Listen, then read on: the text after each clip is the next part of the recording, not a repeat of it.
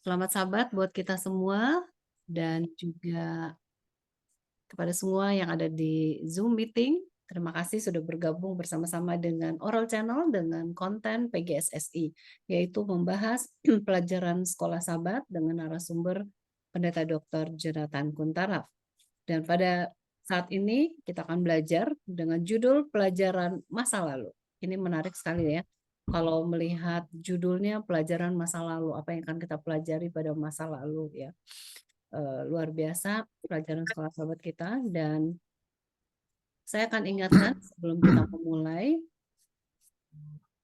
bahwa ketika pendeta sedang membawakan materinya, mohon agar semua partisipan posisi mikrofonnya dalam posisi di mute supaya tidak ada suara-suara lain yang keluar ya, yang mengganggu jalannya acara ini. Kemudian apabila ingin bertanya, silakan tuliskan pertanyaan Anda di kolom chat. Nanti akan kami bacakan. Dan apabila ingin bertanya langsung, boleh klik raise hand, nanti akan saya panggilkan namanya. Demikian, dan nanti rekaman ini juga akan kami bagikan, dan juga bahan PowerPoint yang pendeta bawakan nanti juga akan kami bagikan ya di grup PGSSI, WhatsApp maupun Telegram. Nah, kita akan segera memulai pertemuan ini. Mari kita sama-sama tunduk kepala dan berdoa. Mohon kesediaan Pak Darwis Kairupan untuk berdoa. Baik, terima kasih. Kita akan memulaikan kegiatan kita malam ini. Mari kita berdoa. Bapa kekal yang bertakhta dalam kerajaan sorga, Allah yang maha pengasih, Tuhan pencipta, pemelihara, dan penyelamat kami. Kami memuji Tuhan di malam Sabat yang indah dan diberkati ini. Kami dapat dipersatukan lewat media virtual Zoom pada malam hari ini untuk mendengarkan firman Tuhan melalui pembahasan sekolah Sabat. Kami mohon kiranya kuasa Roh-Mu yang kudus menuntun kami semua agar firman Tuhan yang kami pelajari benar-benar menjadi berkat bagi kami, dan kami dapat bagikan juga di kelas-kelas sekolah Sabat kami, di jemaat-jemaat kami masing-masing. Sehingga lewat pelajaran sekolah Sabat ini akan banyak umat Tuhan juga yang menerima berkat dari Tuhan. Berkati hamba Tuhan Pendeta Jonathan Kuntaraf yang menjadi narasumber kami pada malam hari ini. Kiranya urapan kuasa Roh-Mu yang kudus menjadi bahagian dari hamba Tuhan Pendeta Jonathan Kuntaraf. Berkati juga Ibu Peggy yang menjadi moderator. Biarlah Tuhan juga akan terus memberikan hikmat dari sorga. Berkati kami semua yang hadir pada malam hari ini. Kiranya lewat acara malam hari ini ada berkat yang kami terima di malam hari ini. Terpujilah nama-Mu ya Tuhan. Kami berdoa hanya di dalam nama Tuhan Yesus yang adalah juru selamat dan penebus kami yang hidup. Amin. Amin. Terima kasih untuk doa buka yang telah dilayangkan. Baik, saatnya kita akan mempersiapkan hati dan pikiran kita untuk menerima pelajaran sekolah Sabat dengan judul pelajaran masa lalu yang akan disampaikan oleh Pendeta Dr. Jonathan Kuntaraf sebagai narasumber kita. Silakan Pak Pendeta. Baik, selamat Sabat saudara-saudara sekalian di Indonesia. Selamat siang untuk mereka dari Eropa dan selamat pagi untuk mereka yang dari Amerika. Baik, saya akan coba share screen ya. Judul pembahasan kita ya. Disebutkan di sini ya adalah mengenai masalah sejarah masa lalu. Oke. Baik, untuk sebagai pendahuluan ya, dalam banyak mazmur pujian mengambil bentuk menceritakan tindakan penyelamatan Tuhan yang luar biasa. Mazmur-mazmur ini sering disebut mazmur sejarah keselamatan atau mazmur sejarah dengan tujuan mengajarkan dan menginspirasikan umat Tuhan dengan ada kesalahan di sini ya.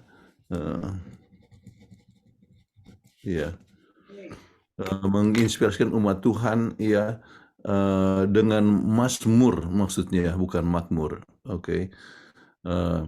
Beberapa memohon kepada umat Tuhan memberitahu mereka untuk belajar dari sejarah mereka, terutama dari kesalahan mereka dan kesalahan nenek moyang mereka. Dengan demikian, pemazmur coba mengajarkan umat Tuhan untuk belajar dari sejarah melalui nyanyian. Pada generasi kita pun perlu belajar pengalaman masa lalu, sebab kita adalah sebagian dari sejarah, dan juga agar kita jangan sampai membuat kesalahan yang sama ya. Jadi ini adalah hal yang sangat penting, kita dapat belajar dari pengalaman umat Tuhan masa yang lalu. Oke. Mengapa pelajaran ini penting? Ya, kita belajar perbuatan besar yang Allah telah buat dalam menciptakan dan menyelamatkan umat Tuhan. Ya. Kita belajar bagaimana Mazmur dapat menjadi alat dalam mendidik dan menginspirasikan umat Tuhan. Kita belajar berbagai kegagalan daripada umat Tuhan masa lalu. Ya. Kita belajar bagaimana agar jangan melakukan kesalahan yang sama. Kita belajar pentingnya untuk memuji Tuhan saat mengingat berbagai pekerjaan besar yang Tuhan buat pada masa lalu dan sekarang ini. Kemudian silakan siapa yang baca, Peggy yang baca Mazmur 78 ayat 3 dan 4. Yang telah kami dengar dan kami ketahui, dan yang diceritakan kepada kami oleh nenek moyang kami tidak hendak sembunyikan kepada anak-anak mereka.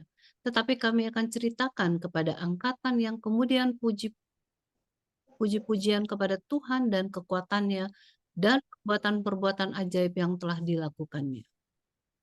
Oke, jadi apa yang kita bisa pelajaran dari ayat hafalan ini? Tuhan telah memimpin masa lalu. Pimpinan Tuhan tersebut diajarkan dan didengar orang Israel turun-temurun. Satu generasi menyampaikan pimpinan dan mukjizat Tuhan ke generasi yang lain. Pengalaman nenek moyang menjadi dasar penting agar mereka dapat tetap bergantung kepada kuasa Tuhan, sehingga mereka dapat memelihara identitas mereka ya sebagai umat Tuhan. Okay. Nah, garis besar pelajaran sebetulnya hanya dua saja, pelajaran dari sejarah keselamatan, kemudian sejarah keselamatan yang dicatat oleh Mazmur. Okay. Nah, mengapa banyak kisah sejarah dalam interaksi Tuhan dengan umatnya di dalam Alkitab? Silakan Roma 15 ayat 4. Sebab segala sesuatu yang ditulis dahulu telah ditulis untuk menjadi pelajaran bagi kita, supaya kita teguh berpegang pada pengharapan oleh ketekunan dan penghiburan dari kitab suci. Jadi yang dituliskan ini adalah untuk menjadi pelajaran bagi kita, ya, supaya teguh berpegang pada pengharapan dan keteguhan, penghiburan dari kitab suci. Ini penting sekali sebab kita semua banyak menghadapi tantangan yang sama dan sering kita jatuh dalam masalah yang sama, ya. Dan kita perlu belajar dari pengalaman-pengalaman masa lalu. Nah, ini adalah hal yang direnungkan di dalam kelas, ya. Mengapa sangat penting untuk mengenal bahwa Tuhan secara aktif terlibat dalam sejarah manusia sejak dari permulaannya. Ini didiskusikan, ya. Sangat penting untuk mengenal bahwa Tuhan secara aktif terlibat, ya. Termasuk di dalam kehidupan kita sehari-hari, bukan hanya waktu penciptaan ataupun di dalam masa memimpin orang Israel, tetapi juga di dalam pergerakan daripada kekristenan pada abad pertama dan sampai sekarang ini Tuhan masih bekerja, ya. Kenyataan bahwa adanya orang yang bertobat sekarang ini, kalau kita buat KKR atau kalau kita mengabarkan Injil, artinya Roh Tuhan masih bekerja. Jadi Roh Tuhan itu masih bekerja, itu adalah hal yang sangat penting. Nah, sekarang kita masuk kepada bagian yang kedua, ya. Tetapi bagian kedua ini terdiri atas 3 bagian yang kita akan coba lihat, ya. Mulai dengan Mazmur 78, ya. Mazmur sejarah menurut Asaf. Informasi baru apakah yang dapat kita pelajari mengenai pelepasan dari Mesir yang tidak tercatat dalam buku Keluaran?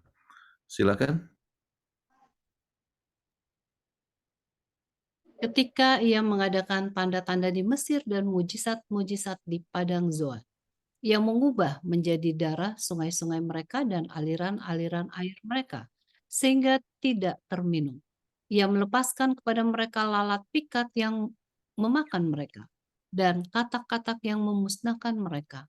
Ia memberikan hasil tanah mereka kepada ulat, dan hasil jeripaya mereka kepada belalang. Ia mematikan pohon anggur mereka dengan hujan batu, dan pohon-pohon ara mereka dengan embun beku. Ia membiarkan kawanan binatang mereka ditimpa hujan es, dan ternak mereka disambar halilintar. Baik. Jadi yang ditanyakan mana yang tidak disebutkan ya dalam buku Keluaran. Misalnya di sini istilah yang disebutkan tadi ya, ia memberikan hasil tanah kepada ulat. Itu kan tidak ada dalam Keluaran ya. Hanya kalau hasil jerih payah mereka kepada belalang, kita tahu kedatangan banyak belalang, tetapi ulat ya tidak disebutkan di sana. Kemudian betul ada hujan batu, tetapi tidak disebutkan mematikan pohon anggur mereka. Ya. Kemudian pohon ara mereka dengan embun beku, ya, membiarkan kawanan binatang ditimpa oleh hujan es. Betul ada disebutkan hujan es, ya. Tetapi ada beberapa poin yang tidak disebutkan dalam buku Keluaran dan diperjelas di dalam buku Mazmur ini. Baik. Mengapa Asaf memasukkan juga sejarah pemberontakan Israel yang menyakitkan di samping sejarah penyertaan Allah yang penuh kemuliaan? Ya, silakan, ada beberapa ayat di sini. Setiap orang telah makan roti malaikat. Ia mengirimkan perbekalan kepada mereka berlimpah-limpah. Mazmur 78 ayat 25. Berapa kali mereka memberontak terhadap dia di padang gurun dan menyusahkan hatinya di padang belantara. Berulang kali mereka mencobai Allah, menyakiti hati yang kudus dari Israel. Mazmur 78 ayat 40 dan 41. Tetapi mereka mencobai dan memberontak terhadap Allah yang maha tinggi dan tidak berpegang pada peringatan-peringatannya. Mereka murtad dan berkhianat seperti nenek moyang mereka, berubah seperti busur yang memperdaya. Mereka menyakiti hatinya dengan bukit-bukit pengorbanan mereka, membuat dia cemburu dengan patung-patung mereka. Mazmur 78 ayat 56 sampai 58. Baik, jadi kita lihat di sini kenapa ya disebutkan pemberontakan, supaya mereka pun lihat ya apa yang terjadi. Tuhan itu begitu setia kepada orang Israel, tetapi orang Israel tidak setia kepada Tuhan. Ya. Dan itu menjadi satu pelajaran kepada kita, apakah kita setia kepada Tuhan yang setia kepada kita. Baik, ketidaksetiaan Israel di sini, pemazmur menekankan akar ketidaksetiaan Israel adalah mereka melupakan apa yang telah Allah lakukan bagi mereka. Tidak mempercayai Allah, serta mencobai Allah dan memberontak terhadapnya, dan adanya kegagalan mereka untuk memelihara hukumnya, perjanjiannya, dan kesaksiannya.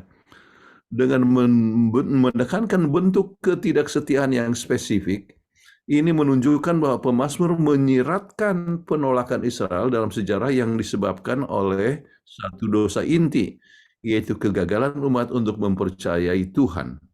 Jadi mereka tidak percaya kepada Tuhan. Jadi kesetiaan Allah dibalas dengan ketidaksetiaan. Dan ini adalah sangat menduka citakan Tuhan. Ya. Tuhan begitu setia, ya, tetapi mereka tidak setia. Ya. Pertanyaannya kepada kita, apakah kita setia ya kepada Tuhan yang begitu setia? Nah, bagian ketiga daripada 2A ini, pekabaran apa yang diperoleh pada akhir dari Mazmur ini? Ya, silakan.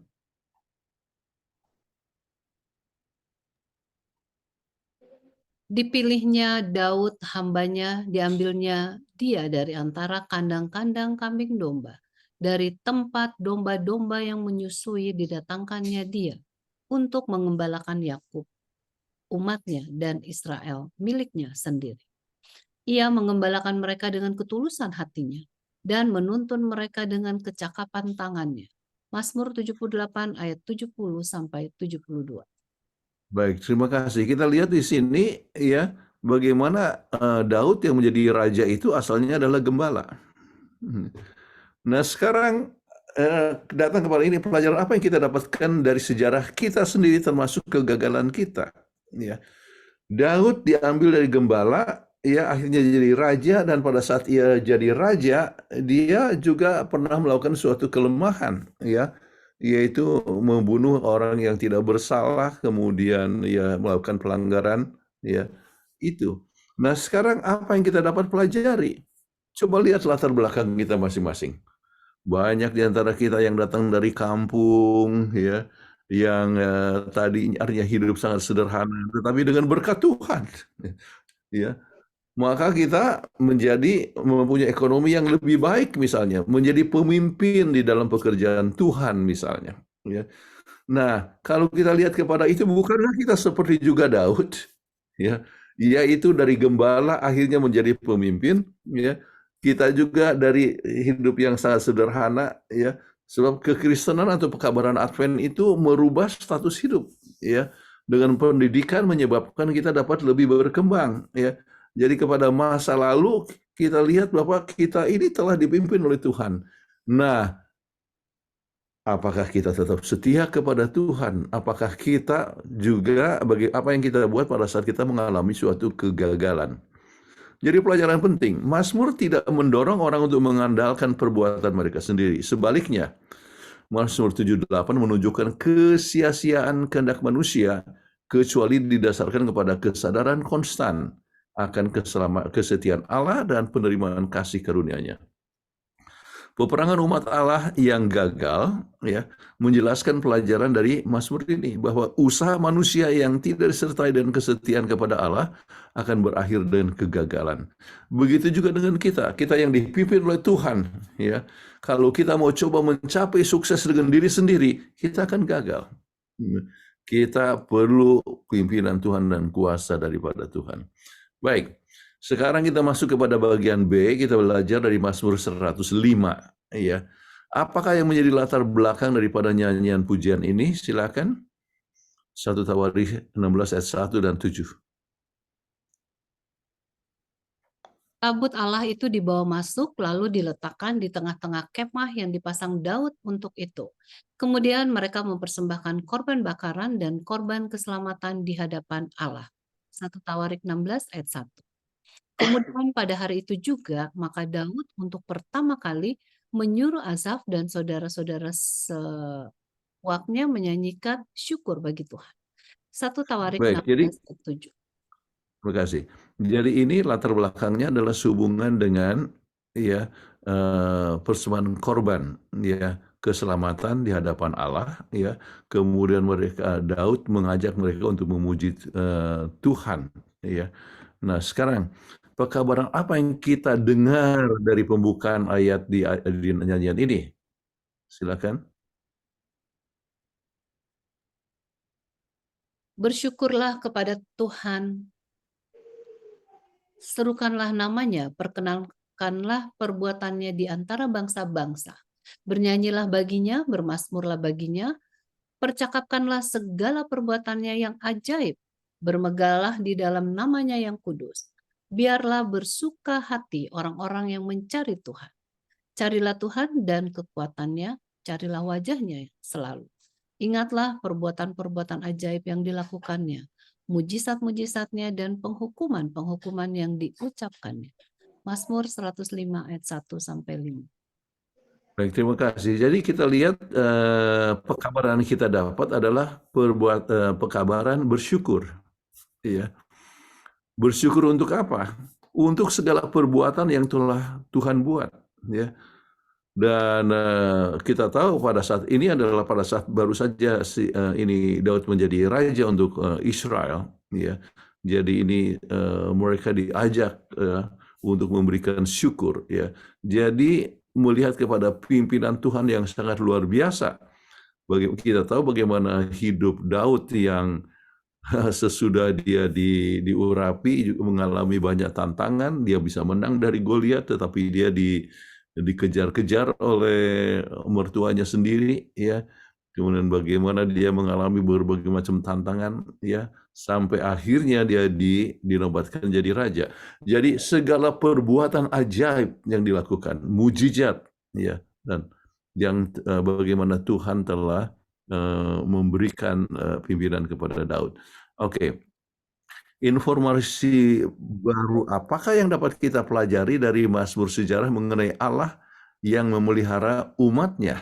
Ya, silakan. Ya, dan mengembara dari bangsa yang satu ke bangsa yang lain, dari kerajaan yang satu ke suku bangsa yang lain. Ia tidak membiarkan seorang pun memeras mereka. Raja-raja dihukumnya oleh karena mereka. Jangan mengusik orang-orang yang kuurapi, dan jangan berbuat jahat kepada nabi-nabiku. Mazmur 105 ayat 13 sampai dengan 15.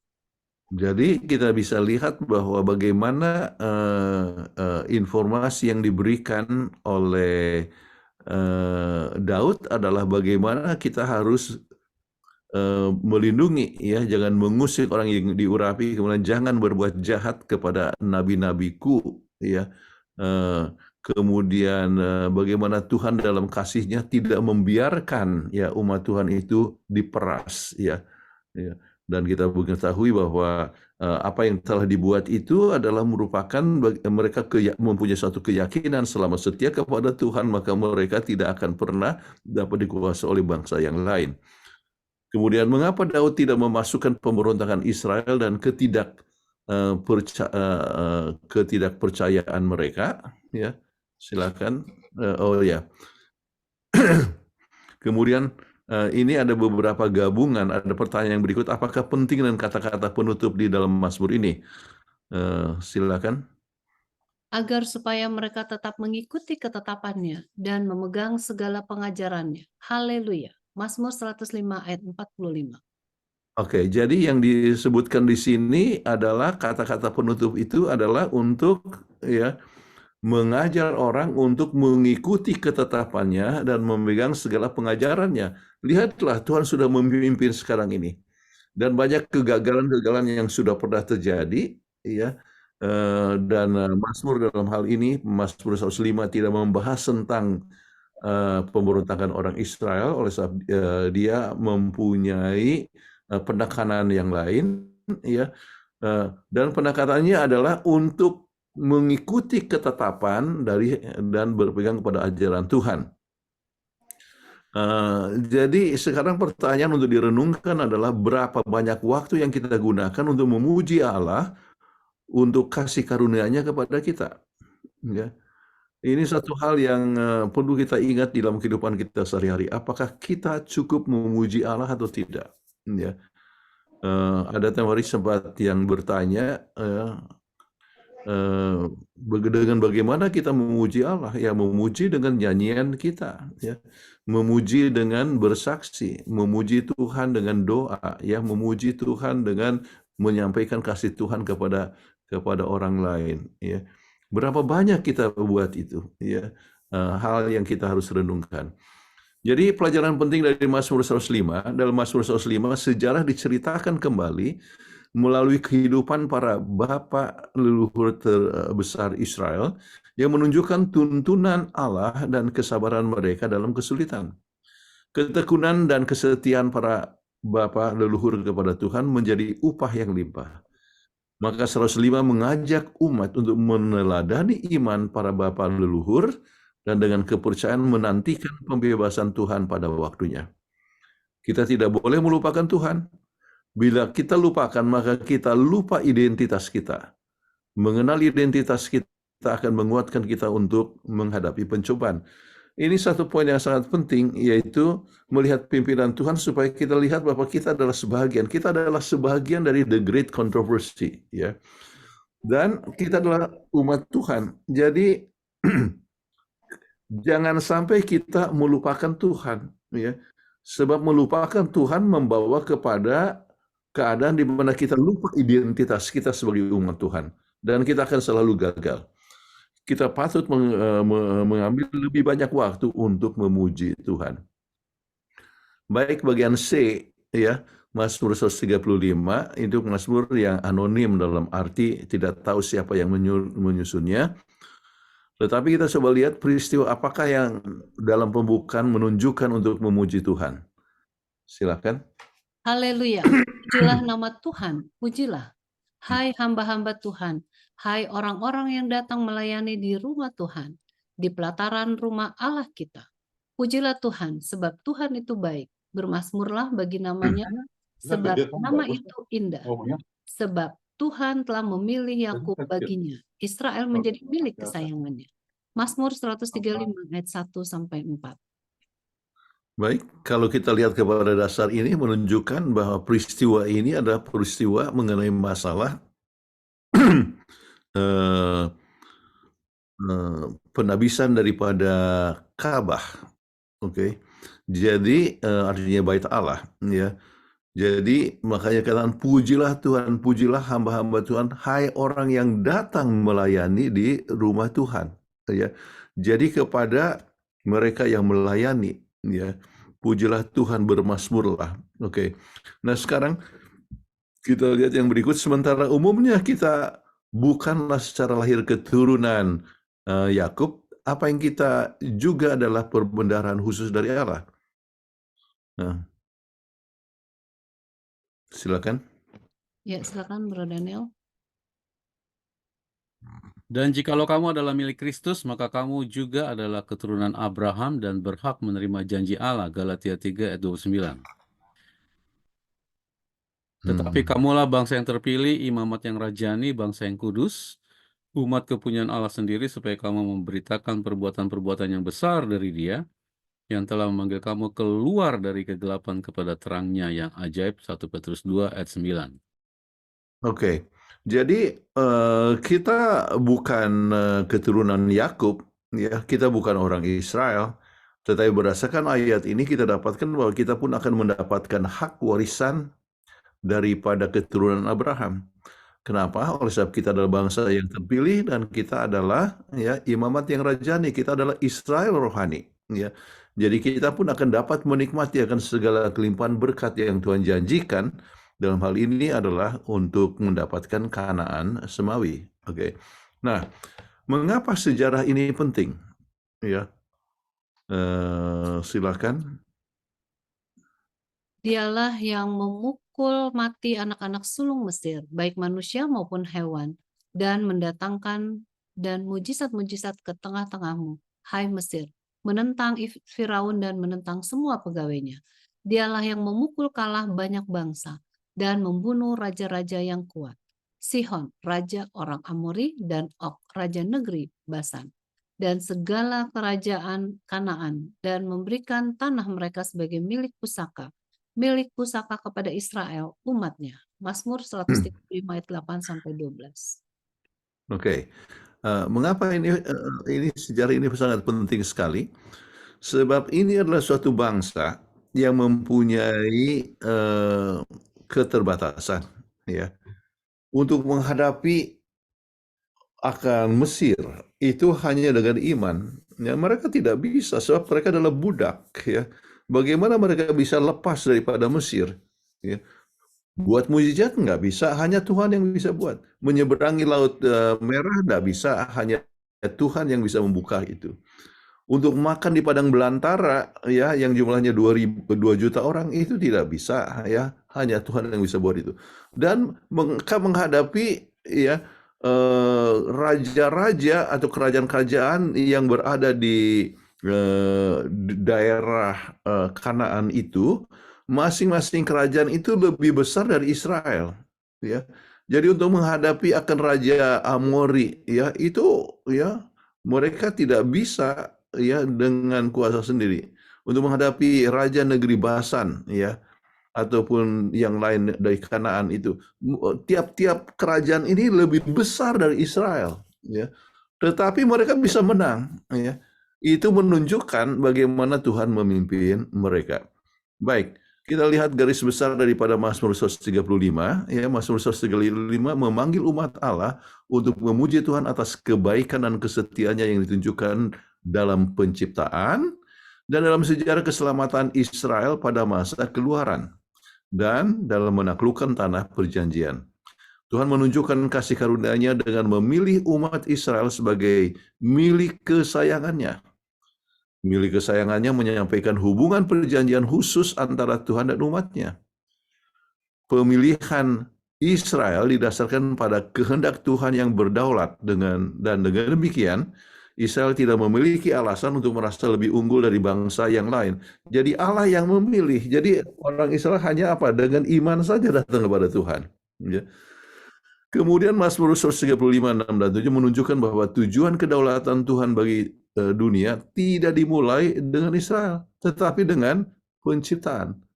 Oleh karena itu, Israel harus dengan rendah hati memenuhi perannya dengan tujuan keselamatan Allah untuk seluruh dunia.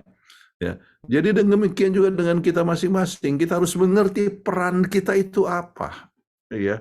Sebab kalau kita tahu ya mempunyai peran, sebab kita adalah umat Tuhan, kita tahu identitas kita, ya, maka kita tidak akan melupakan akan Tuhan. Baik, sekarang bagian keempat daripada Mazmur 135 ini, apakah pandangan Anda mengenai kesimpulan Mazmur ini? Silakan. Berhala bangsa-bangsa adalah perak dan emas. Buatan tangan manusia, mempunyai mulut tetapi tidak dapat berkata-kata. Mempunyai mata tetapi tidak dapat melihat. Mempunyai telinga tetapi tidak dapat mendengar. Juga nafas tidak ada dalam mulut mereka. Seperti itulah jadinya orang-orang yang membuatnya, semua orang yang percaya kepadanya. Hai kaum Israel, pujilah Tuhan. Hai kaum Harun, pujilah Tuhan. Hai kaum Lewi, pujilah Tuhan. Hai orang-orang yang takut akan Tuhan. Pujilah Tuhan, terpujilah Tuhan dari Sion, Dia yang diam di Yerusalem. Haleluya. Mazmur 135 ayat 15-21. Terima kasih. Baik, ini berbicara tentang keperkasaan Allah Israel. Kesetiaan Tuhan kepada umatnya memimpin pemazmur untuk menegaskan ketidakberdayaan berhala dan supremasi unik Tuhan di dunia. Ya. Satu, ketergantungan pada berhala membuat para penyembah mereka tidak berdaya dan putus asa seperti berhala mereka. Mazmur menunjukkan bahwa Allah harus dipuji sebagai pencipta, ya, dan juru selamat umatnya. Hal ini secara luar biasa disampaikan dalam dua versi pelengkap dari hukum yang keempat. Itu bisa lihat di situ, ya. Karena kuasa Tuhan dalam penciptaan dan sejarah tidak tertandingi di dunia, umat Tuhan harus selalu mengandalkan Dia dan menyembah Dia saja. Sebagai pencipta dan penebus kita, hanya Dia yang harus disembah. Dan menyembah apapun atau siapapun adalah penyembahan berhala. Ya. Jadi, ya, ini satu perkara yang sangat penting bahwa kita berbeda dengan penyembahan berhala yang tidak berdaya, ya. Dan ya, berhala itu buatan manusia, jadi sebetulnya manusia hanya menyembah hasil pekerjaan manusia sendiri, padahal kita mempunyai Tuhan yang menjadi pencipta langit dan bumi. Baik, sementara penulisnya tidak disebutkan namanya dalam peristiwa apakah Mazmur tersebut dinyanyikan, ya.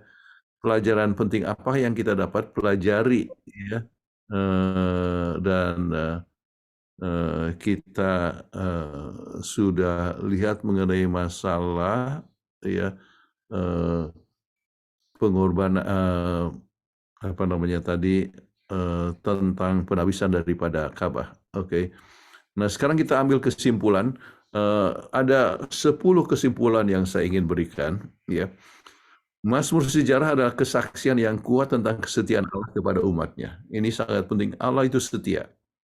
Setiap peristiwa dalam sejarah umat Allah merupakan langkah takdir menuju penggenapan terakhir dari janji ilahi juru selamat dunia dalam pribadi Yesus dari Nazaret. Jadi dari penciptaan sampai pimpinan Tuhan, ya, kepada orang Israel, ini menuju kepada, ya, janji juru selamat dunia, ya, yaitu Yesus dari Nazaret. Bahkan pencobaan yang sering membingungkan umat Tuhan dan membuat mereka berpikir bahwa Tuhan telah meninggalkan mereka berada di bawah kendali kedaulatan Allah. dan bagian daripada pemeliharaannya karena Tuhan adalah Tuhan yang tertinggi di dalam sejarah. Bagaimanapun mereka itu memberontak, namun Tuhan tetap setia dan coba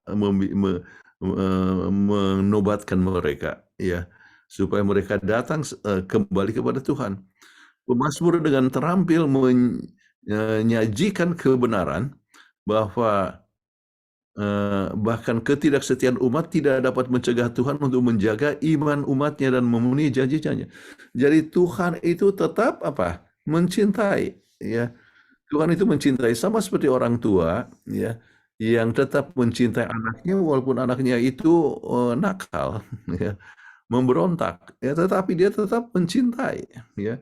Ini adalah satu poin yang sangat penting, ya. Bagaimana Tuhan tetap memberikan perhatiannya dengan kasih yang luar biasa. Kitab Mazmur mendorong anak-anak Tuhan setiap saat untuk berharap kepada Tuhan dan tetap setia kepadanya. Dan ingat, ini adalah satu kutipan yang penting, tidak ada yang kita takutkan di masa depan kecuali kita melupakan cara Tuhan memimpin kita dan pengajaran di masa silam, ya. Itu kutipan yang terkenal. Kemudian bagian ke-6, agar umat Tuhan dapat maju tanpa rasa takut, mereka perlu mengetahui fakta sejarah mereka. Pena inspirasi menasihati orang percaya untuk membaca Mazmur 105 dan 106 berapa? Setidaknya sekali seminggu, ya. Jadi ini adalah sesuatu yang sangat penting. Kenapa? Supaya kita tahu kita punya identitas, kita tahu pimpinan Tuhan masa yang lalu, dan kita jangan mau gagal kembali, ya. Sejarah umat Allah menunjukkan bahwa tidak ada janji yang dibuat Allah di dalam firman-Nya yang tidak dapat digenapi. Ini mencakup baik janji ilahi tentang pemeliharaan individu saat ini, maupun janji masa depan tentang kedatangan Kristus yang kedua kali, yang akan menegakkan kerajaan keadilan dan kedamaian Allah di bumi yang baru. Oke. Nah, ini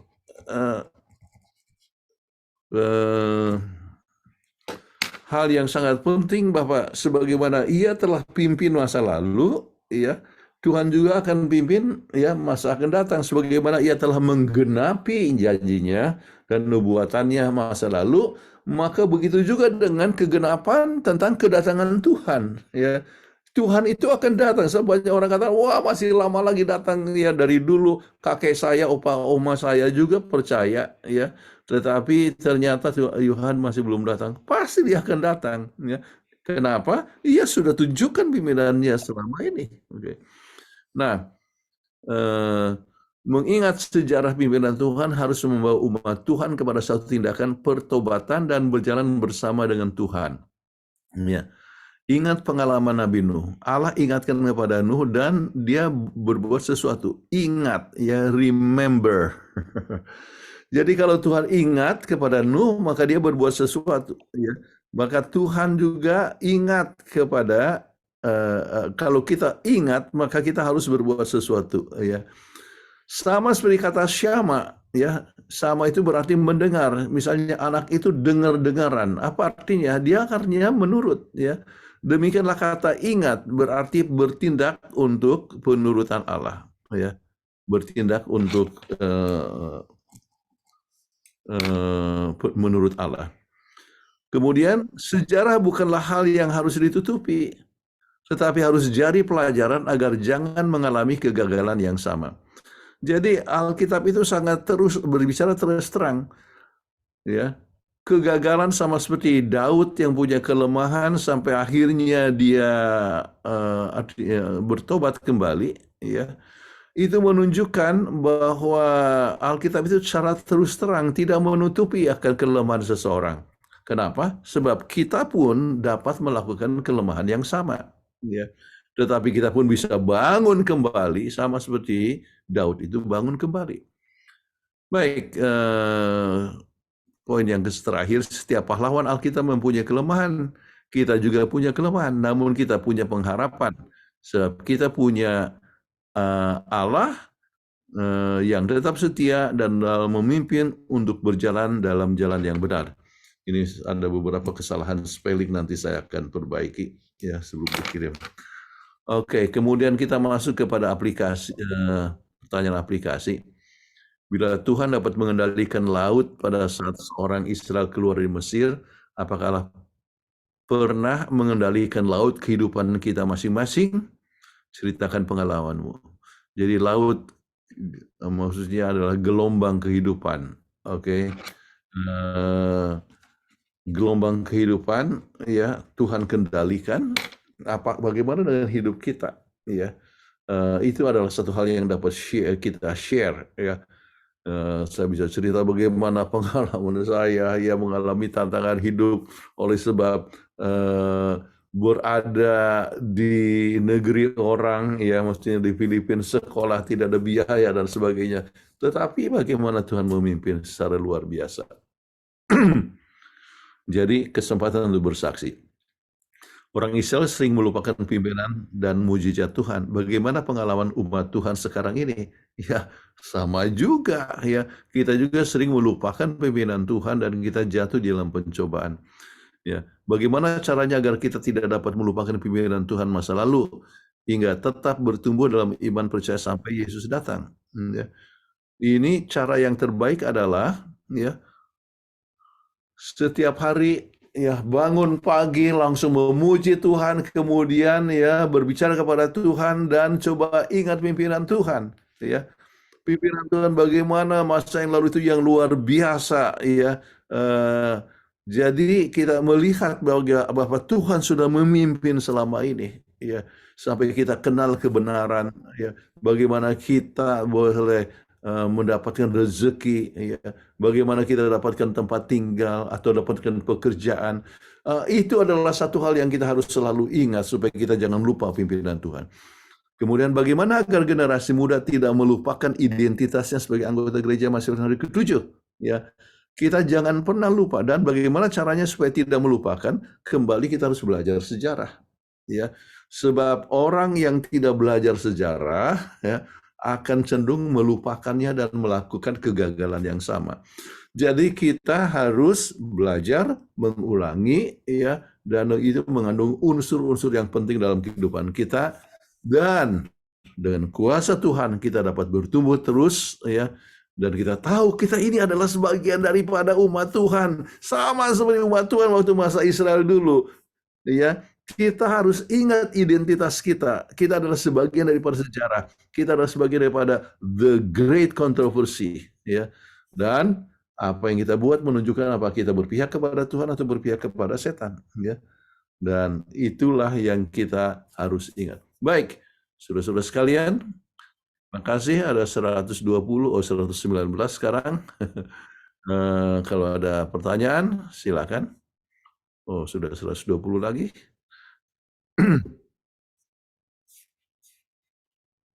Baik, terima kasih Pendeta Kuntaraf yang sudah memberikan pembahasan pelajaran sekolah sahabat kita dengan begitu baik. Dan saya cek di kolom chat baru ada satu pertanyaan.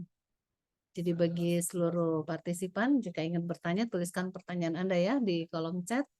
Juga bagi mereka yang mau bertanya langsung, silakan. Oke.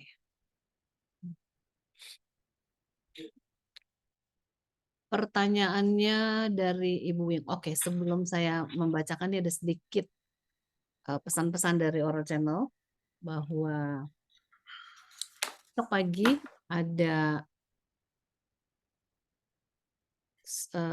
kegiatan dari wanita pria kekasih Tuhan. Kita akan mendengarkan kesaksian suami istri, yaitu Yanto Susanto dan Ine Widya Kristanti. Saya lupa minta tolong Bro Daniel untuk share poster. Ya, judulnya Berjalan Bersama Tuhan. Jam 4.15 waktu Indonesia bagian Barat. Semua diundang dengan Zoom ID yang sama pada saat ini ya. Jam 4 pagi, kemudian kita akan mendoakan pokok-pokok doa. Juga apabila Anda perlu didoakan, boleh beritahukan kepada kami, Oral Channel, kami akan doakan pada subuh nanti. Kemudian ada ibadah bersama Oral Channel jam 7 pagi. waktu Indonesia bagian Barat juga. Hanya 1 jam ya. Semua diundang untuk bisa mengikuti ibadah Sabat bersama-sama dengan Oral Channel. Oke. Pada hari Minggu juga jam 8 pagi waktu Indonesia bagian Barat. Oral Channel juga mengudara dengan acara The Circle, juga mendengarkan kesaksian dan berdoa bersama-sama. Baik, saya akan bacakan pertanyaan dari Wuyung. Shalom, selamat Sabat Ibu Peggy dan Pak Pendeta Kuntara. Selamat Sabat juga. Apa saja yang menjadi akar bangsa Israel tidak setia dan sepertinya lambat dalam mempelajari apa yang terjadi sebelumnya? Hanya pengalaman pribadi dan kasih karunia Allah yang dapat mengubah kisah masa lalu menjadi kisah kita. Dengan kata lain, bagus kita membaca pengalaman bangsa Israel di zaman dulu, tapi pertobatan sejati harus dari pengalaman pribadi. Apa yang mau ditekankan dan menjadi semangat bagi kita yang hidup di akhir zaman sebelum kedatangan Tuhan Yesus yang kedua kali? Baik, untuk pertanyaan yang pertama, akar yang menjadi akar bangsa Israel tidak setia, ya. Ya. Yang menjadi akar daripada segala dosa, ya, adalah diri sendiri, ya, yaitu selfish, mementingkan diri, ya, percaya kepada diri daripada percaya kepada Tuhan, ya. Jadi diri itulah yang menyebabkan mereka tidak merasa puas dengan diri, ya. Bayangkan mereka sudah keluar dari Mesir dipimpin oleh Tuhan, tetapi oleh sebab kehausan mereka lupa bahwa Tuhan bisa menyediakan air. Jadi mereka langsung apa? Mengeluh, ya. Kemudian tiba di Mara, airnya pahit, ya, mereka langsung pikirkan diri, masa saya harus minum yang pahit, ya. Jadi mereka ngomel, ya. Kemudian Tuhan memberikan air di Elin, ya. Kemudian mereka mengeluh, ya, sebab tidak ada makanan, ya. Jadi memikirkan kepada diri, ya, Tuhan kasih mana. Sesudah dikasih mana terus mereka rasa bosen, ya, dengan makan mana, ya, minta daging, ya. Tuhan kasih apa? Burung puyuh. Ya, dan mereka memikirkan diri, saya makan, begitu makan sampai di kanan daging itu keluar dari hidung dan dapatkan begitu banyak sekali orang yang jadi korban. Jadi akar daripada segala kejahatan adalah diri sendiri, ya, selfishness, ya, mementingkan diri, percaya kepada diri daripada percaya kepada Tuhan, ya. Dan itu sama seperti Adam dan Hawa, ya, mereka lebih percaya kepada diri atau kepada bijikan daripada setan daripada percaya kepada Tuhan. Jadi ketidakpercayaan tersebut, ya, oleh sebab memikirkan pribadi, mereka ingin menjadi seperti Tuhan. Jadi kembali selfishness, ya, kepentingan diri, ya. Kemudian poin yang berikut, apa yang mau ditekankan dan menjadi semangat bagi kita yang hidup di akhir zaman adalah satu kenyataan bahwa Tuhan itu mencintai kita. Dalam kegagalan kita, Tuhan masih terima kita sebagaimana kita ada, dan Tuhan mau supaya kita kembali kepadanya. Kalau begitu ada suatu pengharapan, ya.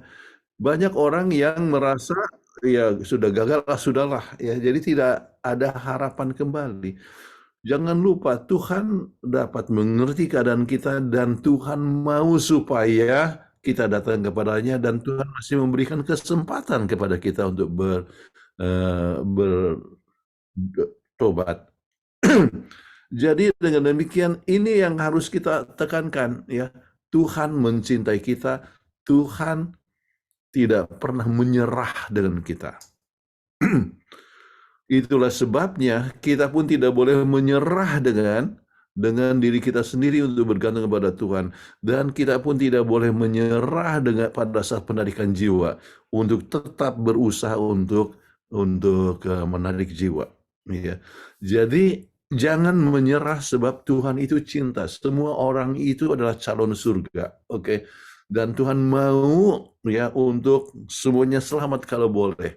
Tetapi kalau kita tetap tidak menolak, ya Tuhan tidak bisa memaksakan kemauannya, sebab Tuhan tidak bisa bertindak sesuatu yang bertentangan dengan kata hati kita sendiri. Ya. Jadi satu hal yang Tuhan hargai adalah pilihan kita. Ya. Tetapi ingatlah, ya, sementara kita bisa memilih yang benar, ya, sementara kita bisa merasakan kasih Allah, ya, datanglah kepada Tuhan dan persekutuan dengan Tuhan setiap harilah yang menyebabkan kita dapat bertumbuh. Kasih karunia Allah luar biasa. Ia mati untuk kita, dia berkorban untuk kita. Kita harus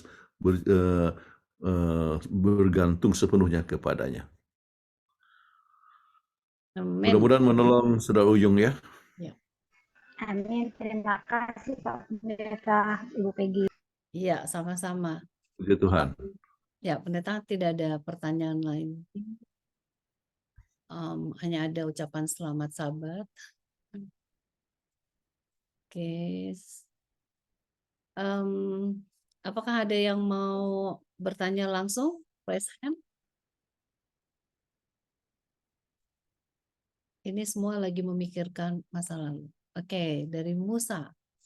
Selamat malam, Pendeta Kuntaraf dan Ibu Peggy. Selamat malam juga, Bro Musa.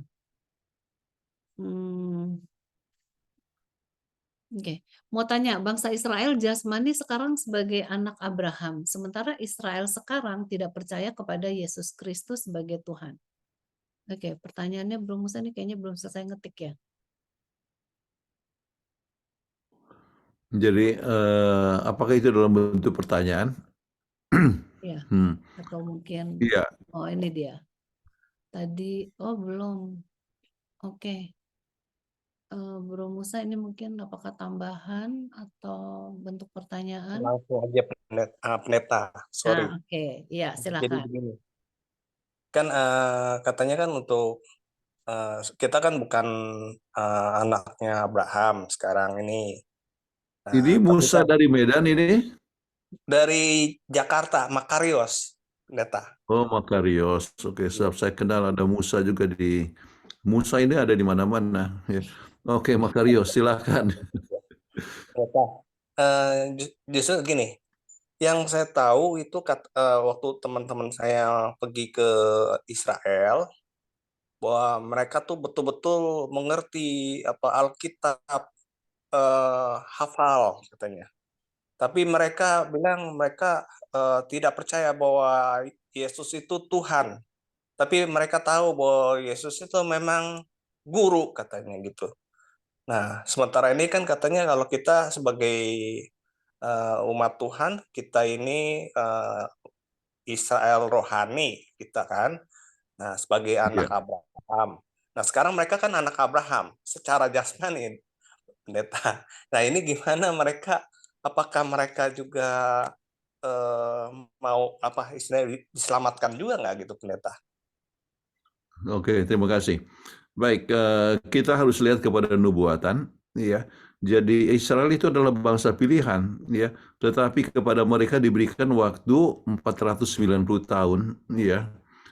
Sesudah mereka kembali ke Yerusalem, ya, sesuai dengan perintah daripada Raja Artasasta, ya.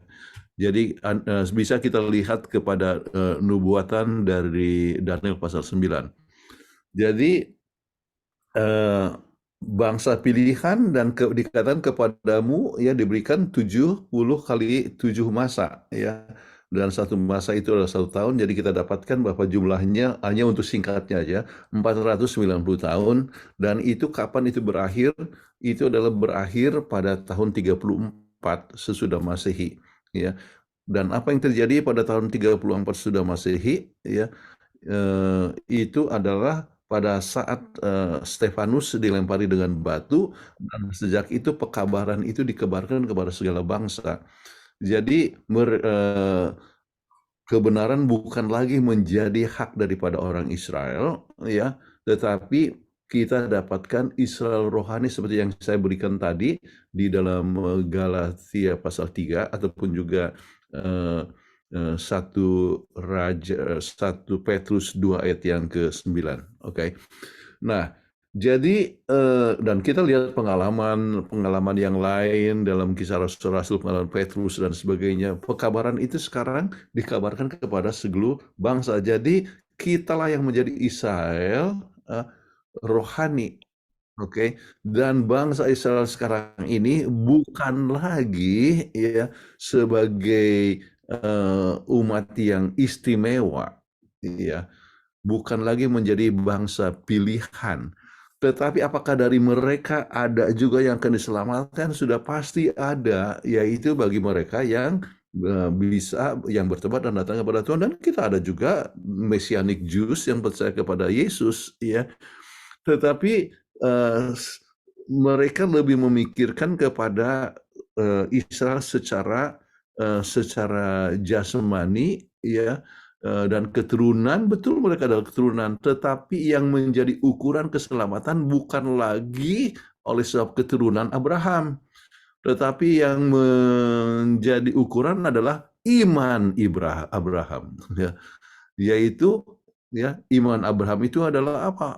Iman kepada Allah, iman kepada Yesus, ya, sebab yang digambarkan oleh pengalaman Abraham adalah pengalaman daripada Yesus Kristus, ya, yang telah berkorban untuk kita dan sebagainya. Jadi banyak dari orang Israel yang percaya pada Yesus yang akan mendapatkan keselamatan, tapi tidak ada nama yang lain di dunia ini yang akan bisa memberikan keselamatan kecuali nama Yesus Kristus, ya. Jadi itu jawabannya. Mudah-mudahan jelas, Saudara Musa. Pendeta, ada yang lebih seru lagi, Pendeta. Iya. Jadi kemarin kita udah belajar bahwa Israel ini betul-betul tegar tengkuk gitu kan. Nah, sampai Yesus itu kan disalibkan oleh mereka kan. Nah, yang saya pelajari sekarang katanya justru sekarang yang bangsa Israel yang sekarang ini justru yang membuat kita itu menjadi kayak apa? Yang membangkang juga. Jadi yang akan apa tuh yang membunuh anak-anak umat Tuhan yang ada di sekarang ini gitu, Pendeta. Apakah betul, Pendeta? Kita tidak tahu, ya, tetapi akan ada satu masa penganiayaan, dan penganiayaan itu adalah dipimpin oleh mereka yang mempunyai tanda binatang sesuai dengan Wahyu pasal 13. Apakah mungkin ada orang Israel di situ? Bisa saja, ya. Tetapi tidak disebutkan bahwa mereka akan menjadi suatu pembunuh kepada orang-orang Kristen, ya. Tetapi kita tahu bahwa aniaya itu sudah datang dari masa dahulu. Banyak orang-orang Israel, orang-orang Farisi dan sebagainya yang menganiayakan umat Tuhan pada abad yang pertama, ya. Jadi apakah itu akan menjadi bangsa yang akan menganiaya umat Tuhan pada masa yang akan datang? Ya, bisa saja, tetapi bukan secara bangsa, tetapi juga dari bangsa-bangsa yang lain, ya, yang akan juga terlibat di dalam menganiayakan umat Tuhan, ya. Jadi bukan hanya orang Israel yang akan menganiaya, tetapi juga bangsa-bangsa yang lain sesuai dengan nubuatan dari Wahyu pasal 13. Oke. Bisa bahas Pendeta. terus. Terima kasih, Pendeta. Ya. Tuhan berkati. Ya, terima kasih Saudara Musa. Pertanyaan berikutnya ini dari Darwis Khairupan. Dia sudah menulis lebih dulu ya di atas. Pertama, bagaimana kita bisa memastikan bahwa kita tidak memiliki berhala dalam hidup kita? Yang kedua, mengapa penyembahan berhala lebih mudah dilakukan daripada yang kita sadari? Ini adalah pertanyaan di hari Kamis, bagian bawah. Oke. Lebih mudah sebab orang bisa lihat, ya, orang bisa pegang, ya. Kemudian berhala sekarang mungkin adalah mobil Anda yang bagus itu, ya. Kemudian kemewahan atau posisi kedudukan, sesuatu yang langsung bisa dilihat, ya. Tetapi Yesus katakan, berbahagialah orang yang percaya kepadaku walaupun tidak melihat. Jadi iman kepada Tuhan walaupun kita tidak lihat, tetapi kita bisa lihat pimpinan Tuhan. Ya, kasih Tuhan kita dapat rasakan. Ya. Jadi itu perkara yang sering orang-orang yang bersifat materialistik. Materialistik itu bukan berarti tergantung kepada materi saja, tetapi sesuatu perkara yang melihat secara fisik, ya, yang mempercayai sesuatu yang dia lihat ataupun bisa pegang ataupun dia bisa dan dia bisa dengar, ya. Jadi oleh sebab melihat dan merasakan itulah sebabnya. Jadi oleh sebab uang itu mereka bisa lihat, mereka bisa gunakan uang sebagai berhala, ya. Namun kalau kita bisa percaya kepada Alkitab, ya, bahwa uang itu adalah akar daripada segala, bukan uang tapi cinta akan uang adalah akar daripada segala kejahatan. Uang perlu, tetapi tidak perlu harus kita mencintai akan uang. Kita tidak boleh menggunakan uang sebagai berhala untuk kita, ya. Jadi kita akan lebih bergantung kepada Tuhan dan kita tidak usah takut mengenai masalah uang, ya. Sebab apa? Carilah dahulu akan kerajaan Allah serta kemuliaannya, maka yang lainnya itu akan ditambahkan kepadamu, ya. Jadi itu prinsipnya, ya. Orang selalu mau melihat, ya. Itu pada saat orang-orang Israel itu di dekat Gunung Sinai, apa yang terjadi, ya? Mereka katakan membuat patung, inilah yang yang memimpin kita dari negeri Mesir, ya. Mereka mau lihat sesuatu, ya. Tetapi Tuhan itu terlalu agung dan tidak bisa digambarkan hanya dengan sesuatu yang mereka buat, ya. Ya. Bahkan membuat berhala itu justru merendahkan akan kebesaran Tuhan. Oke. Mudah-mudahan menjawab Saudara Darwis Khairupan. Apakah ini bersaudara dengan Arnold Khairupan? Ya, pendeta, kita lanjutkan dengan pertanyaan dari Aldrin. Selamat sahabat Pastor Kuntaraf dan Ibu Peggy. Selamat sahabat juga.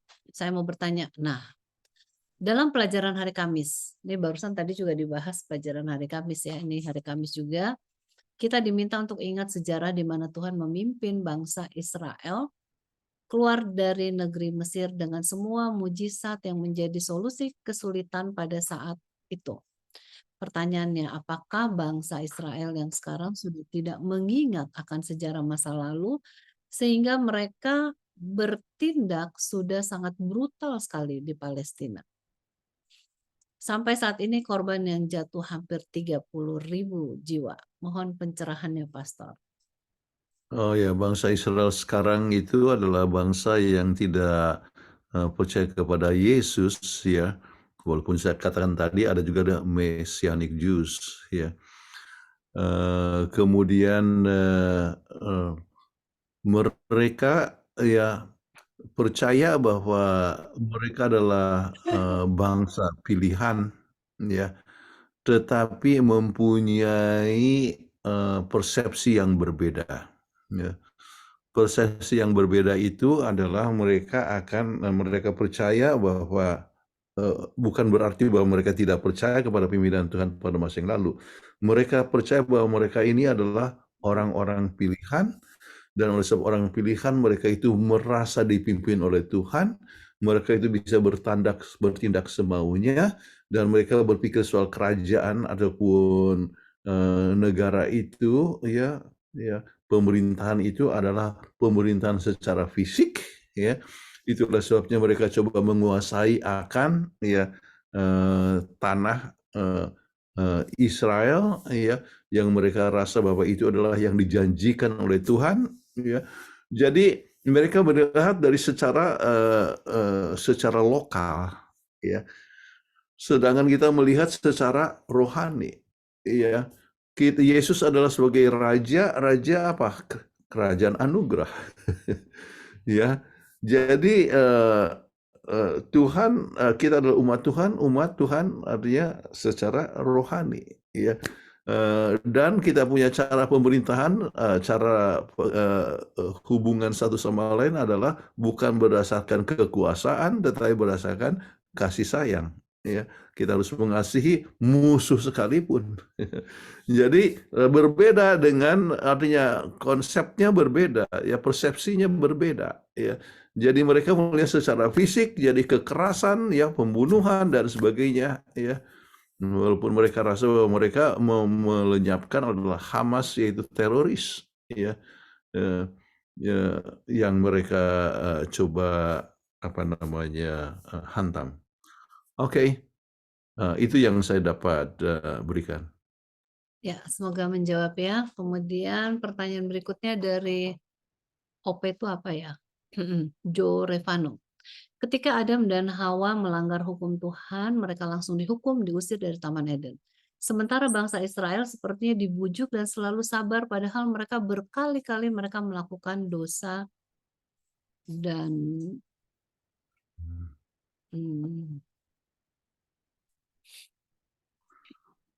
melakukan dosa dan sebagainya. Oke, Joe Revano, pertanyaannya apa? Jadi mungkin pertanyaannya mengapa begitu ya, Ya. Saudara Joe Revano. Jadi mengapa kalau orang Israel ya sepertinya dibujuk dan selalu sabar?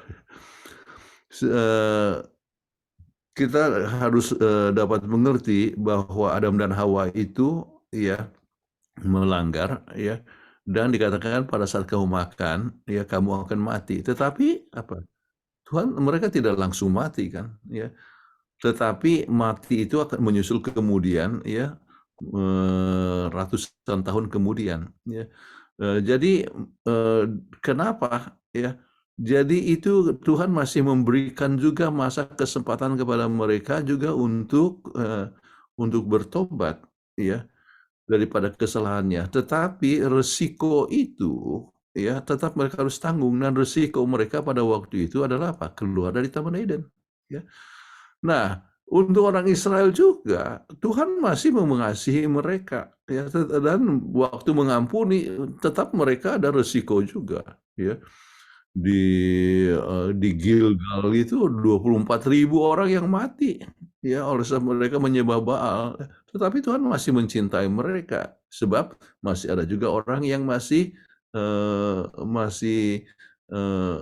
bertobat dan datang kepada Tuhan. Tetapi bukan berarti bahwa Tuhan tidak membunuh langsung, ya.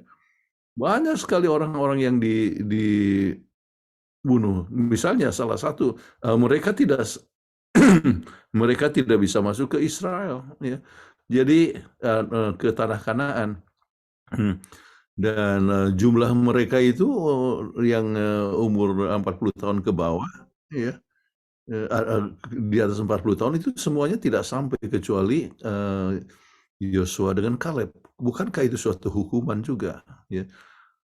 Jadi saya tidak tahu, tidak jelas pertanyaannya, tetapi mungkin kira-kira itu mungkin yang ditanyakan. Baik, pertanyaan berikutnya dari FIPO. Pendeta, di Manado kan banyak keturunan Yahudi, masih ada sinagog di Tondano dan ibadah Sabat. Nah, mereka lagi cari-cari siapa-siapa yang masih berdarah Yahudi untuk ikut grup mereka. Saya diajak tapi saya tolak karena mereka masih nunggu Mesias. Pertanyaannya, kalau join grup itu apa salah atau berdosa? Apa namanya, join tujuan untuk menantikan kedatangan Mesias yang mereka maksudkan dengannya adalah satu hal yang tidak berguna, ya. Buat apa harus nunggu lagi Mesias? Mesias kan sudah datang, ya. Jadi kalau dekat dengan mereka, oke, untuk menyampaikan kepakabaran, ya. Mesias sudah datang, kita harus percaya kepada Mesias, ya. Jadi saya tidak katakan itu hal yang disebutkan berdosa, bisa juga menyangkal iman, ya, bahwa seakan-akan bahwa kita tidak percaya Mesias itu datang. Jadi setiap penyangkalan iman itu adalah suatu dosa, ya. Namun buat apa ikut untuk kelompok mereka yang menanti kedatangan Mesias sementara Mesias sudah datang? Oke. Terima kasih. Judul kelompok itu sih belajar sejarah Yahudi. Iya. Cuman saya bilang nggak mau deh. Mm-mm. Baik, Terima terima kasih kasih Pendeta. Bu Revi. Ya. Selanjutnya Pak Marbun sudah senyum-senyum, raise hand. Silakan Pak Marbun, boleh di-unmute. Horas Oke, Malingan, selamat sahabat Pastor and sahabat. Peggy dan Selamat semuanya. sahabat. Setelah belajar buku Mazmur ini, akhirnya saya muncul satu pertanyaan yang mayoritas buku Mazmur ini ditulis oleh Daud. Tetapi seperti sebuah atau selevel dengan Yesaya, Daniel, dan Yahya, tentang bahwa tulisan Mazmur ini seolah-olah juga nubuatan gitu. Saya melihat sepertinya ini nubuatan. Nah, pertanyaan saya, apakah memang Daud dalam hal ini dipersiapkan menulis karena tuntunan Allah sebagai pewahyu dan segala macamnya itu, atau dia menulis buku Mazmur ini ya karena perasaan dia saja seperti itu, tetapi buku itu semuanya jadi seperti nubuatan menurut kesimpulan saya. Apalagi pelajaran sekolah Sabat yang lalu ya, batu penjuru yang dibuang dan segala macam itu menggambarkan Yesus. Apakah memang Daud ini ya menulis ini menjadi sebuah nubuatan, tapi dia bukan nabi gitu loh, Pak. Itu Oke. Pertanyaan, ya, apakah Daud nabi? Ya, dia betul gembala, dia betul raja, tetapi dia mendapatkan inspirasi daripada Tuhan, dan kita bisa dapatkan beberapa ayat di dalam Alkitab bagaimana dia artinya Tuhan berbicara kepada Daud. Artinya dia adalah seorang yang sudah mendapatkan komunikasi daripada Tuhan, dan itulah yang diungkapkan melalui tulisan-tulisannya.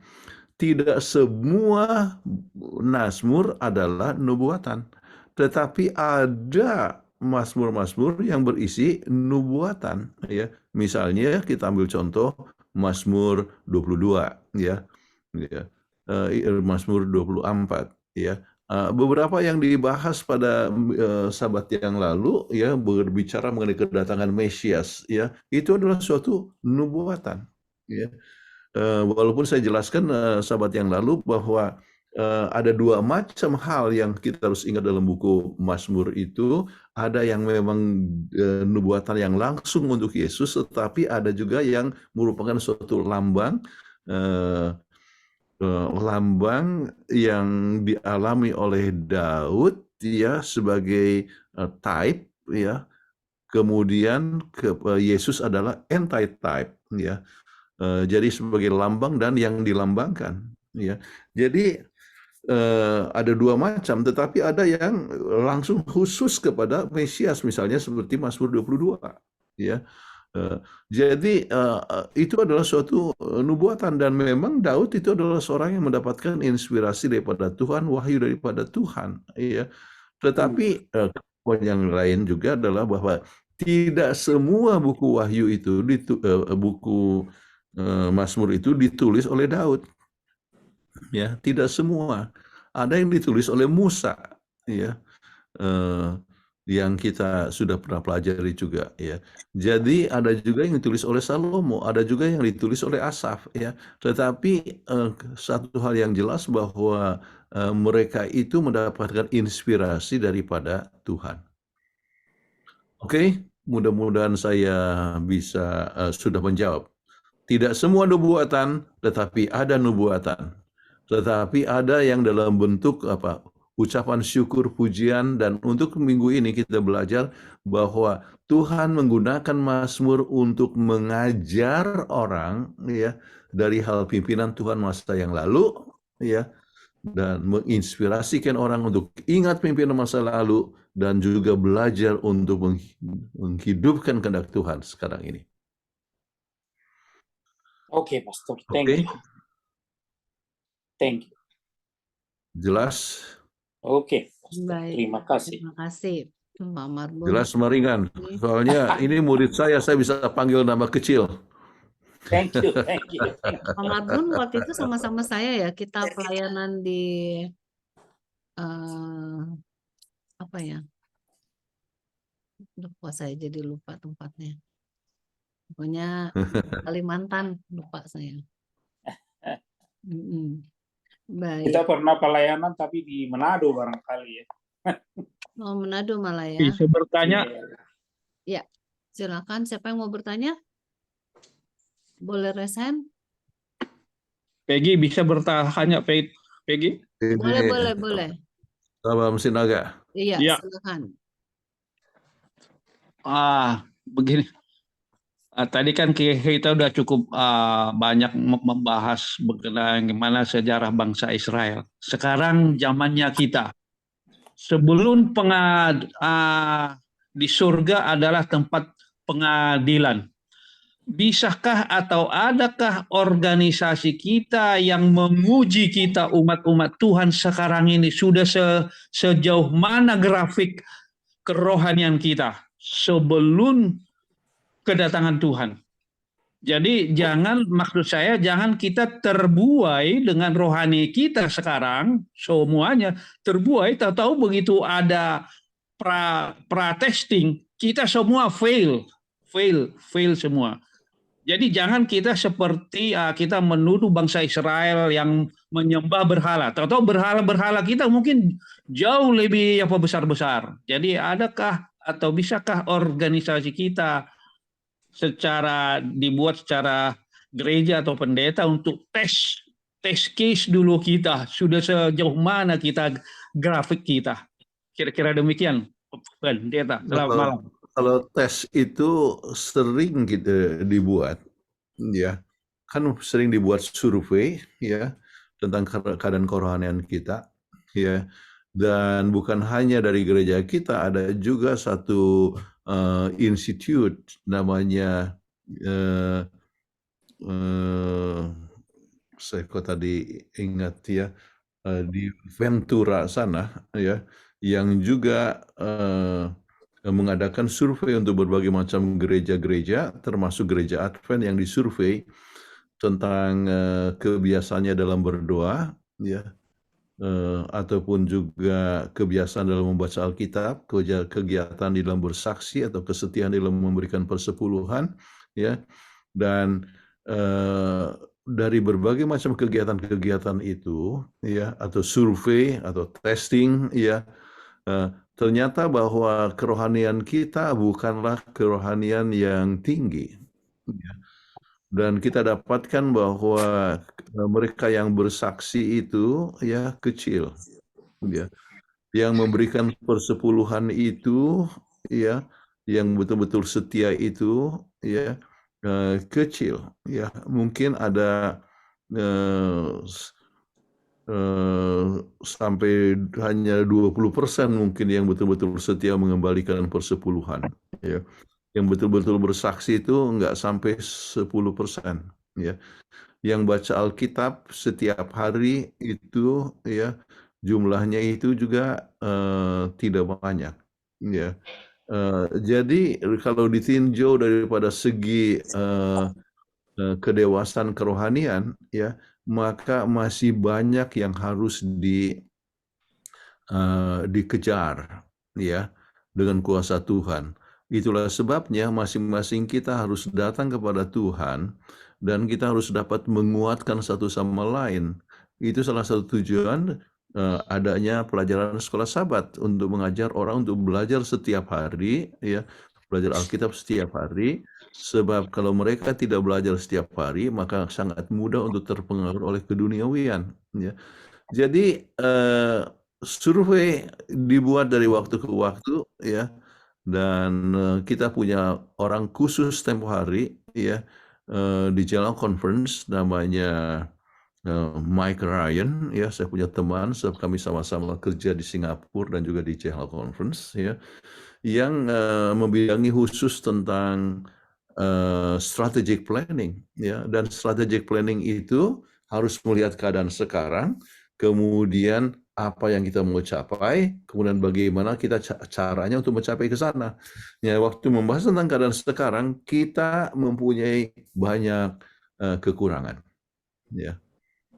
Jadi itu yang harus dikejar, oke, dengan kuasa Tuhan. Mudah-mudahan sudah jawab pertanyaan Saudara Sinaga. Oke, jadi kalau sejauh itu tadi grade-grade-nya kita masih jauh di bawah. Sudah sejauh mana planning dari pimpinan kita untuk mengangkat itu?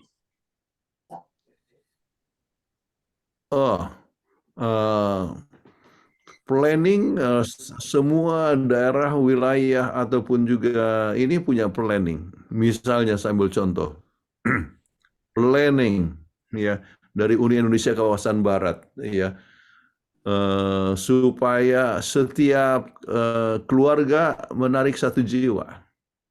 Oke. Kemudian dibentuk banyak kelompok kecil untuk belajar Alkitab. Ya, berapa ribu yang mau dicapai. Ya, jadi kemudian diadakan diundang orang untuk doa subuh. Ya, selalu. Kan kita ada doa subuh. Ya. Namun ya diperlukan masih banyak yang harus dicapai. Ya, kita ajak supaya semua ambil waktu berdoa setiap hari. Kemudian kita setiap keluarga, setiap orang baca Alkitab paling sedikit satu pasal satu hari. Ya, itu yang strategi. Kan dibilang one chapter a day. Itu adalah satu strategi. Ya. Kemudian terlibat dalam kegiatan bersaksi. Ya, ikut dalam kelompok peduli. Ya, kita ikuti dari setiap uni ya ataupun daerah mempromosikan ini. Ya. Supaya kita belajar Alkitab tiap hari, kita selalu berdoa ya. Makanya ada program United in Prayer ya. Kemudian revival through the words of God. Jadi mengajak supaya kita buat kebangunan rohani dan baca Alkitab ya, terus bersaksi ya. Itu adalah hal yang kita promosikan ya senantiasa ya. Itulah kita punya strategic planning ya, supaya kita bisa mencapai ya pengembangan yang lebih bagus ya. Jadi kita punya banyak kekurangan, tetapi walaupun begitu gereja Advent termasuk salah satu yang terbaik ya dibandingkan banyak gereja yang lain. Gereja kita masih bertumbuh. Ada banyak gereja-gereja yang tidak bertumbuh, tetapi justru apa? Anggotanya makin lama makin turun. Ya. Gereja Baptis itu makin lama makin turun. Ya. Apalagi gereja Lutheran. Ya. Itu makin lama makin turun. Kita masih masih menarik jiwa. Ya. Masih ada kegiatan-kegiatan penarikan jiwa. Oke, sudah menolong. Terima kasih. Ya. Oke, terima kasih Pendeta. Puji Tuhan. Ya. Baik, terima kasih Saudara Sabam Sinaga sudah bertanya langsung. Oke, Pendeta, pertanyaan sudah habis. Tidak ada lagi yang raise hand. Kita kebetulan pas juga waktunya sudah habis, Pendeta. Jadi kita tutup pertemuan malam ini ya. Kita tutup pertemuan malam ini dengan saya ingin mengundang kembali bagi kita semua agar terus mengikuti PGSS ini setiap hari Jumat malam waktu Indonesia bagian Barat dengan Zoom ID yang sama sekarang maupun passcode yang sama. Dan kita akan berjumpa lagi pada Sabat depan. Ajak banyak saudara, teman, sahabat untuk mengikuti acara ini. Dan berhubung saya baru melihat Pak Sabam Sinaga bertanya secara langsung, jadi mohon kesediaan Pak Sabam Sinaga untuk doa tutup. Bisa ya Pak?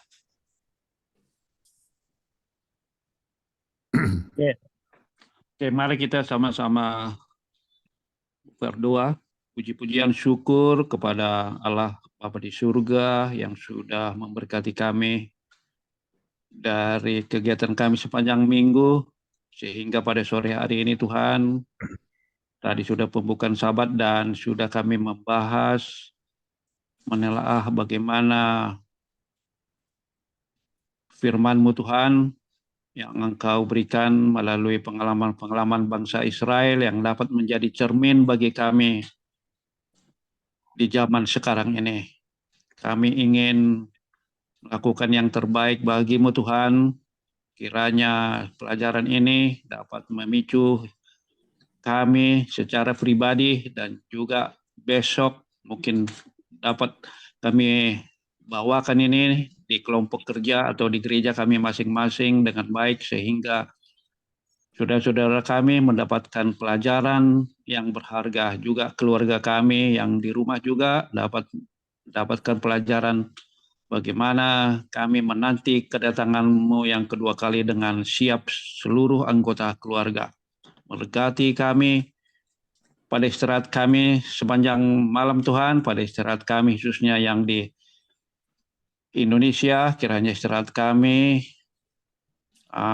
membuat kami segar besok bangun untuk pergi bergegas ke gereja. Terima kasih juga kepada Pendeta Kuntaraf yang sudah memberikan pelajaran yang berharga Tuhan, dan Ibu Peggy juga yang menuntun acara pembahasan ini Tuhan. Memberkati seluruh tim yang sudah bersedia untuk memberikan selalu setiap Jumat malam Tuhan, sehingga kami selalu siap sedia untuk menanti kedatangan-Mu. Ampunkan segala dosa kami Tuhan.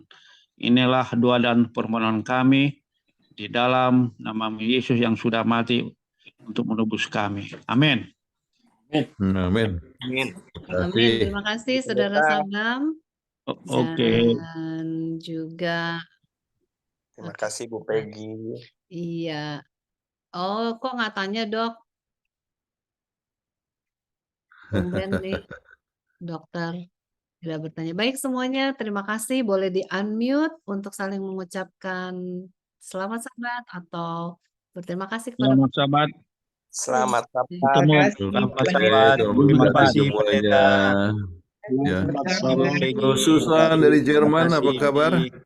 Sahabat semua, terima kasih Pak Pendeta Kuntara. Halo Kori dari Belanda, bagaimana kabar? Baik, terima kasih. terima kasih. Oke. Oke. Ya, terima kasih. Sampai Tuhan jumpa, berkati. sahabat Sampai jumpa depan. lagi. Ketemu Kita minggu hitung depan. ya. 5, 4, 3, 2, 1.